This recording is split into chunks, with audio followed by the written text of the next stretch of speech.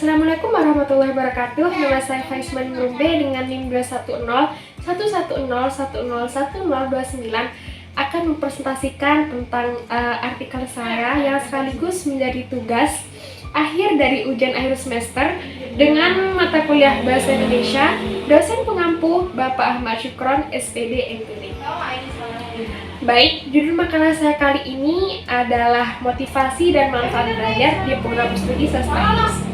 Salah satu alasan saya mengapa saya ingin sekali mengangkat tema tentang motivasi dan manfaat belajar di program studi sastra adalah karena banyak sekali orang-orang awam, khususnya di desa, apabila mereka memiliki saudara maupun anak yang berkuliah di program studi sastra, banyak sekali pertanyaan-pertanyaan di otak mereka, di pikiran mereka bahwa akan jadi apa kelak anak itu, dan apa saja mata kuliah atau pelajaran yang didapatkan selama belajar di program studi sastra.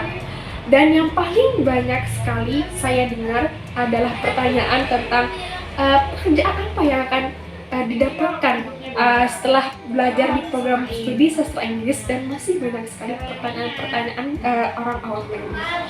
Baik, oleh karena itu saya ingin sekali mengangkat tema ini dan membahas motivasi dan manfaat belajar yang sangat-sangat memiliki banyak sekali di program studi sastra, khususnya di sastra Inggris. Baik, yang pertama saya akan membacakan tentang pengertian motivasi belajar terlebih dahulu. Motivasi adalah suatu dorongan dari diri sendiri supaya melakukan suatu kegiatan yang bermanfaat. Motivation relates to the drive to achieve something, to focus on new things, and urges to us never again when we miss the mark. Yellowstone tahun 2007. Selain itu, dalam pembelajaran motivasi dalam belajar bahasa asing, yakni adalah motivation is a tendency upheld basically by the recorder teacher in the learning station as he participates in meticulously organized, similarly as regular practices which will satisfy something like one of the key, general, scholarly, and brimming with fulfilling human necessities. Hinnes, Rutherford, tahun 1982. Suatu kajian yang membahas tentang motivasi dalam pembelajaran bahasa asing tidak akan luput dari kajian yang disampaikan oleh Gardner dan Lambert tahun 1972 dan 1985. Menurut beliau, terdapat berbagai faktor dalam menelaah motivasi yang menyikapi berbagai sikap yang berbeda-beda. Oleh karena itu, pembagian dua tipe dasar yang dicetus oleh Gardner dan Lambert mengidentifikasi bahwa sebagai suatu orientasi instrumental motivasi integratif. Salah satu yang saya ambil dari kutipan Lambert tahun 1985 yakni adalah setiap siswa yang memiliki motivasi untuk belajar bahasa asing adalah sebuah alat ukur yang patut untuk dikembangkan. Oleh karena itu, kita sebagai generasi muda haruslah menanamkan diri untuk mampu belajar bahasa asing, terlebih lagi bahasa Inggris sebagai bahasa internasional. Karena terdapat banyak sekali manfaat yang akan berguna sekali apabila kita sudah turun di masyarakat atau apabila kita sudah sukses. Lalu yang kedua adalah pengertian manfaat belajar. Nah, kali ini saya akan membacakan tentang pengertian manfaat belajar yang saya ambil dari buku karya Hakim tahun 2000. Menurut beliau adalah belajar merupakan suatu proses perubahan yang ada pada kepribadian manusia. Lalu perubahan tersebut dilihat dengan bentuk, kualitas, serta kuantitas tingkah laku seperti memiliki peningkatan kecakapan, sikap, kebiasaan, pengetahuan, pemahaman, daya pikir, keterampilan, dan kemampuan lainnya. Oleh karena itu, definisi di atas harus digarisbawahi karena dalam peningkatan kualitas dan kuantitas dari tingkah laku seseorang yang perlu memiliki kemampuan dalam berbagai hal. Oleh karena itu, seseorang harus memiliki dua segi tersebut, yaitu kualitas dan kuantitas. Karena apabila seseorang belum merasakan dua segi tersebut, yakni kualitas dan kuantitas, berarti seorang itu belum merasa berhasil dalam belajar, karena belajar apabila melihat dari kemampuan segi kualitas dan kuantitas, orang tersebut pastinya akan merasa lebih mengerti suatu pembelajaran. Karena kemampuan belajar dari segi kemampuan kualitas dan kuantitas sangatlah harus kita tanam dalam diri kita, karena apabila seorang tersebut belum merasakan dia memiliki tingkat pembelajaran yang terdapat kualitas dan kuantitas, berarti belum berhasil dalam proses pembelajaran tersebut. Lalu, dalam salah satu prinsip belajar bahwa suatu keberhasilan akan dipengaruhi oleh berbagai faktor supaya dapat diwujudkannya keberhasilan yang maksimal. Tentunya terlebih dahulu kita harus memahami berbagai macam faktor yang mampu mempengaruhi keberhasilan dalam pembelajaran, yang salah satunya adalah segi kualitas dan kuantitas.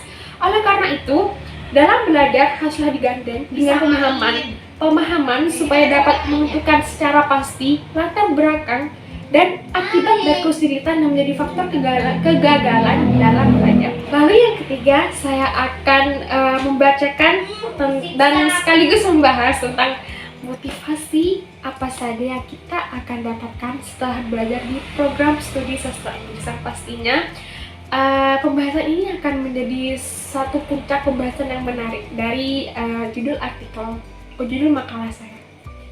Baik, terlebih dahulu mempelajari bahasa Inggris sudah diajarkan sejak kita masih sekolah dasar maupun ketika masih taman kanak-kanak.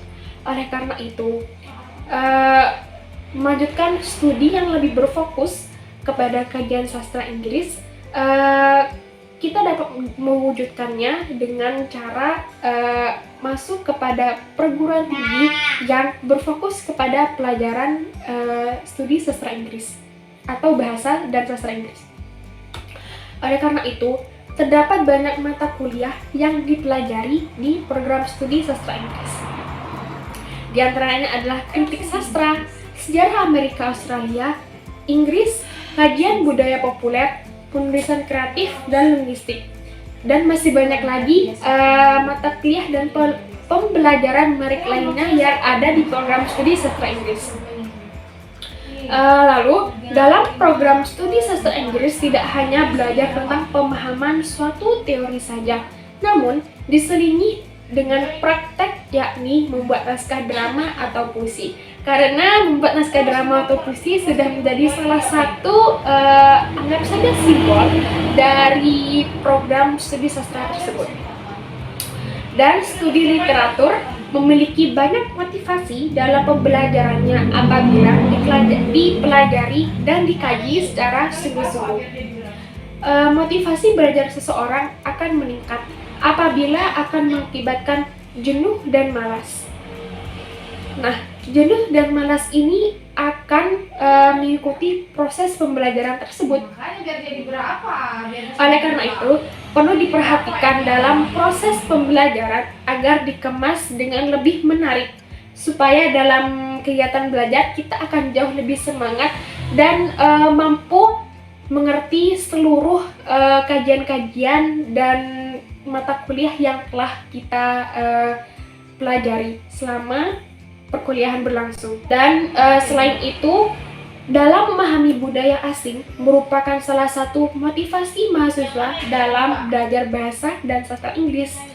Penelitian yang dilakukan oleh Kashoa tahun 2006 menyatakan bahwa tidak ada larangan apapun dalam memilih untuk mempelajari bahasa Inggris yang memperkenalkan literatur Amerika atau Inggris. Karena sejatinya apabila kita sedang mempelajari studi sastra Inggris, pasti akan dihadapi dengan mempelajari literatur Amerika dan Inggris serta sejarah-sejarah barat lainnya. Lalu yang terakhir adalah manfaat yang didapat setelah belajar di program studi sastra Inggris. Sekaligus ini akan menjadi akhir dari pembahasan makalah saya.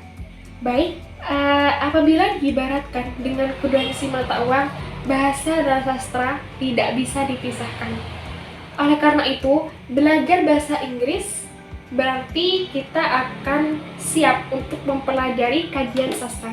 Oleh karena itu, bahasa Inggris sebaiknya harus kita selingi dengan mempelajari kesusastraan.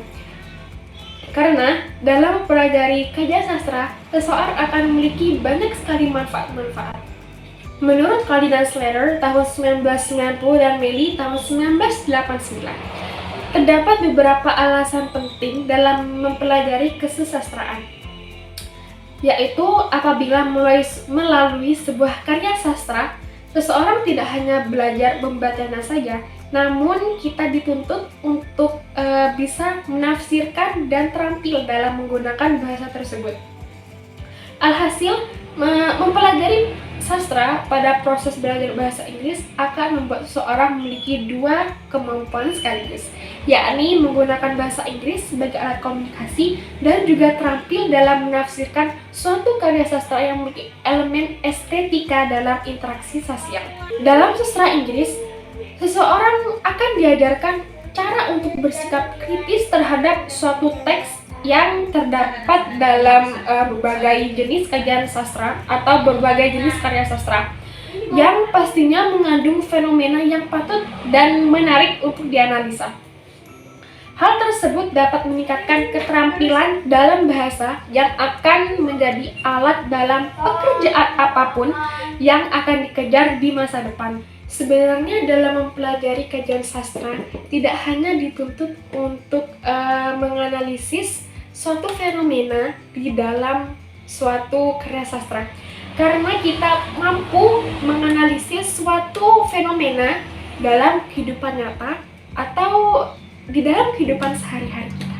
Di saat belajar sastra, seseorang tidak hanya mendapatkan aspek bahasanya saja seperti item kosakata, tetapi memiliki tujuan yang dapat digunakan untuk spesifik dan estetika. Baik, dapat disimpulkan bahwa apabila sedang mempelajari suatu karya sastra, khususnya apabila kita sedang mengenyam di program studi sastra, tidak ada salahnya kita mencoba untuk menunjukkan bahwa belajar di program studi sastra Inggris sangatlah menyenangkan dan memiliki banyak sekali motivasi dan manfaat-manfaat di dalamnya.